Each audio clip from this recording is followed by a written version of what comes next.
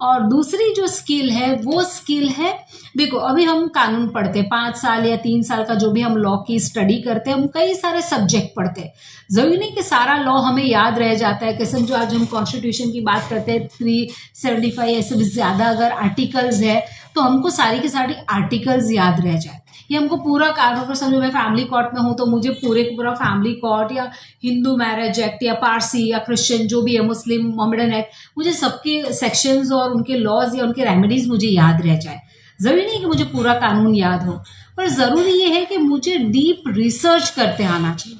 यानी कि अगर मुझे समझो मेरे पास एक क्लाइंट आया, उनके जो इश्यू है उस इश्यू के ऊपर कानून क्या रेमेडी देता है, पास्ट में कानून ने कौन से ऐसे जजमेंट पास किए हैं, कौन से ऐसे साइटेशन है जो मुझे मेरे केस में यूजफुल हो सकते हैं, उसका डीप रिसर्च करना हमें आना चाहिए। तो ये दो क्वालिटी जो मैं अभी जब भी मेरे पास केस आते हैं, जब मैं उनके सोल्यूशन लाने की कोशिश करती हूँ या जब भी मैं उस केस को अगर वो ट्रायल पे और मैं उनको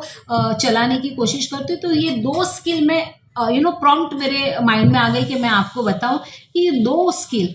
हाँ, एक मैंने जो कहा कि क्रिएटिव सोल्यूशन लाना और दूसरा है डीप रिसर्च करना भी आना चाहिए। डीप से मेरा मतलब ये था कि समझो फॉर एग्जांपल हमें इसमें इस कानून की किताब में जानना है कि कोई भी एक सब्जेक्ट अगर हम ले लेते हैं, मेंटेनेंस ले लेते हैं, कॉन्जुगल राइट्स के बारे में ले लेते हैं, बेल के बारे में ले लेते हैं, तो हमारी जो सिचुएशन है, हमारे क्लाइंट जो सिचुएशन में फंसे हुए हैं, उस सिचुएशन के अंदर किसी और कोर्ट ने किसी और केस में क्या जजमेंट दिया है, ये हम किस तरह से ढूंढ सकते हैं,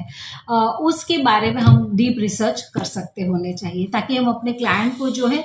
वो जस्टिस दिला सके, उसका जो राइट है वो उसको दिला सके। तो thank you very much for watching my videos. मैं आगे दूसरी भी ऐसी स्किल जो मुझे लगती है कि मैं एडवोकेट